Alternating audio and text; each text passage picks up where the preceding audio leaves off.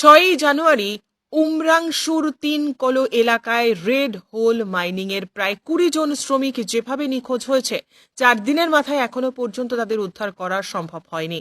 বর্তমানেও তাদের কোনো খোঁজ নেই। বিষয়টি নিয়ে এপিসিসির সভাপতির নেতৃত্বে আসামের প্রত্যেকটি জেলায় অবস্থান ধর্মঘটের মাধ্যমে প্রতিবাদ জানিয়ে কয়লা সিন্ডিকেটের মুখ্য মাস্টার মাইন্ড কে তা নিয়ে সরকারের বিরুদ্ধে প্রশ্ন উত্থাপন করেছেন তারা। গোটা বিষয়টি নিয়ে শিলচর জেলা কংগ্রেসের সভাপতি অভিজিৎ পাল জানান, কংগ্রেসের এক প্রতিনিধি দল ঘটনাস্থল পরিদর্শন করে পুরো বিষয়টি খতিয়ে দেখার পর জানতে পেরেছে যে ডিমা হাসাও অটোনোমাস কাউন্সিলের সিইএম দেবদুলাল গড়লোসার একজন ঘনিষ্ঠ কণিকা হোজাইয়ের নেতৃত্বে এই বৃহৎ সিন্ডিকেট সেখানে চলছে এবং এখানে আরও কারা কারা জড়িত রয়েছে তা খুঁজে দেখার পাশাপাশি স্থানীয় ডিসি এবং এসপিকে তাদের পদ থেকে বহিষ্কার করার দাবিও তোলা হয়েছে। মুখ্যমন্ত্রী হেমন্ত বিশ্ব শর্মা নিজের দায়িত্বটুকু এড়িয়ে যাওয়ার উদ্দেশ্যে কেবলমাত্র একজনকে গ্রেপ্তার করেছে বলে জানা যাচ্ছে।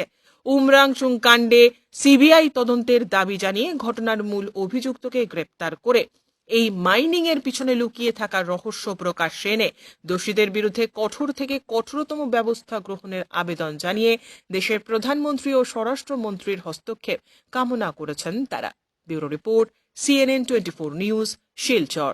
জানেন যে অতিশয় দুঃখের ব্যাপার, গত 6 জানুয়ারি ডিমা হাসাও জেলার উমরাংশুর 3 কিলোতে আজকে অবৈধভাবে কয়লা খননের ফলে 20 জন শ্রমিক এখানে বর্তমানে এই রেড হোল মাইনিং এর জন্য আজকে 20 জন শ্রমিকের এখন পর্যন্ত কোনো ধরনের হদিশ পাওয়া যাচ্ছে না। এদেরকে উদ্ধার কার্য যেভাবে আসাম সরকার চালিয়ে যাচ্ছে তা অতিশয় নিম্নমানের। এখন পর্যন্ত আজকে প্রায় 4 দিন যাওয়ার পর একজনকে নিঃস্বর দেহ উদ্ধার করা হয়েছে, বাকিদের এখন পর্যন্ত কোনো ধরনের কোনো খোঁজ নেই। আজকে আমাদের প্রশ্ন হলো যে আজকে আসাম সরকার ক্ষমতায় আসার পর থেকে ওনারা বলেছিলেন যে দুর্নীতিতে শূন্য সহনশীলতা, তাহলে আজকে এত বড় বড় দুর্নীতি হচ্ছে, আসামের মুখ্যমন্ত্রী কোথায় ছিলেন? আজকে যে উমরাংশুতে অবৈধভাবে কয়লা খনি চলছে সেটা আজকে কে চালাচ্ছে? আমাদের প্রশ্ন হচ্ছে সেটার মাফিয়া কে? আজকে আমরা সবাই জানি যে north east Dima Hasao autonomous কাউন্সিলের যিনি সিইএম দেবদুলাল গড়লোসা, ওনার পত্নী কণিকা হোজাই নামে এই অবৈধভাবে এখানে খনন কার্য চলছে। এইসব আজকে এ ধরনের সিন্ডিকেট নিয়ে কেন আসামের মুখ্যমন্ত্রী চুপ হয়ে বসেছিলেন? আজকে যখন কয়লার খনিতে আজকে এইভাবে 20টা শ্রমিক যখন এখানে প্রায় নিখোঁজ অবস্থায় যখন খবর এসছে, যখন এই কয়লা খনন কার্য গিয়ে আজকে 20 জন শ্রমিকের আজকে খুঁজে পাওয়া যাচ্ছে না, তখন আসামের মুখ্যমন্ত্রী বলছেন যে এখানে অবৈধভাবে খনন কার্য চলছে। আজকে অবৈধভাবে খনন কার্য চলছে বলে উনি সামান্য একজনকে গ্রেফতার করে দায় সারা মনোভাব নিয়ে কেন আসামের মুখ্যমন্ত্রী সেই জেলার জেলাধিপতিকে, সেই জেলার পুলিশ সুপারকে কেন এখন পর্যন্ত বরখাস্ত করা হলো না? আজকে কিভাবে পুলিশের চোখে ধুলা দিয়ে, আজকে মাইন্স এন্ড মিনারেল ডিপার্টমেন্টকে চোখে ধুলা দিয়ে কিভাবে এখানে অবৈধভাবে কয়লা খনন কার্য চলছে? সেটাই হচ্ছে আমাদের প্রশ্ন। আমাদের প্রশ্ন হচ্ছে সে সত্য সন্ধান করতে হবে। কিভাবে একের পর এক সাধারণ মানুষ, খেটে খাওয়া শ্রমিকদের আজকে মৃত্যুবরণ করতে হয়েছে।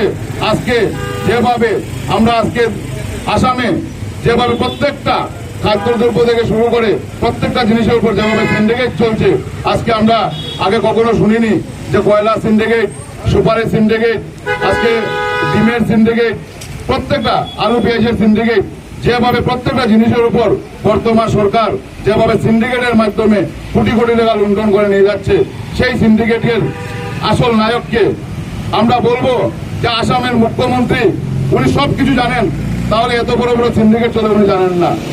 আমরা ডেইলি পত্রপত্রিকায় দেখি ড্রাগস ধরা পড়েছে, আজকে 1 কিলো হিরোইন ধরা পড়েছে, আজকে এতদিন ধরে আমরা দেখি গাঁজা ধরা পড়েছে, কিন্তু আজকের দিন পর্যন্ত ড্রাগস সাপ্লাই বন্ধ হয়নি। আজকে 10 বছর যাওয়ার পরও আজকে বিজেপি সরকার বলতে পারেনি যে ড্রাগস আজকে আসামে বন্ধ করা হয়েছে। প্রত্যেক দিন আমরা দেখি পুলিশ ড্রাগস ধরছে, তার মানে এখনো ড্রাগসের সরবরাহ চলছে। আজকে যেভাবে ড্রাগস থেকে শুরু করে যেভাবে কয়লার সিন্ডিকেট চলছে, যেভাবে সুপারির সিন্ডিকেট চলছে, যেভাবে আজকে প্রত্যেকটা খাদ্যদ্রব্য থেকে শুরু করে প্রত্যেকটা জিনিস যারা আমদানি করা হয় এবং রপ্তানি করা হয় প্রত্যেকটা জিনিসের উপর উনাদের দলের একটা সিন্ডিকেট বসিয়ে লক্ষ লক্ষ টাকা আটকে নেওয়া হচ্ছে। আজকে এই আসাম সরকার যে মাইন্স অ্যান্ড মিনারেল ডিপার্টমেন্ট, সেই মাইন্স অ্যান্ড মিনারেল ডিপার্টমেন্ট থেকে আমরা দেখেছি সুপ্রিম কোর্টের নির্দেশে লাইসেন্স ইস্যু করা হয়েছিল, কিন্তু কোথায় সেই লাইসেন্স? আজকে কিভাবে অবৈধভাবে এখানে খনন কার্য চলছে, সেখানে কেন আজকে মাইন্স অ্যান্ড ডিপার্টমেন্ট থেকে এখন পর্যন্ত সেটা নিয়ে কোন ধরনের শ্বেতপত্র এখন পর্যন্ত প্রকাশ করা হয়নি? কেন আসামের মুখ্যমন্ত্রী সেই ব্যাপার নিয়ে আজকে 4 দিন চলার পরও কেন এখানে কোন ধরনের ইনকোয়ারি এখন পর্যন্ত দেননি? আজকে আমরা কংগ্রেস দল আমরা আসামের প্রত্যেকটা জায়গাতে প্রত্যেক জেলাতেই আমরা আজকে এই অবস্থান ধর্মঘট করে আমরা ভারতবর্ষের প্রধানমন্ত্রী এবং স্বরাষ্ট্রমন্ত্রীর কাছে আমরা এটাকে এই যে অবৈধভাবে বিভিন্ন ধরনের সিন্ডিকেট চলছে এবং বিশেষ করে উমরাংশুতে যেভাবে অবৈধভাবে কয়লার খনন চলছে সেটা যেন সিবিআই হাতে সিবিআই হাতে দায়িত্ব দেওয়া হয়, যেন সিবিআই ইনকোয়ারি করে সেটা সত্যতা বের করা হয়।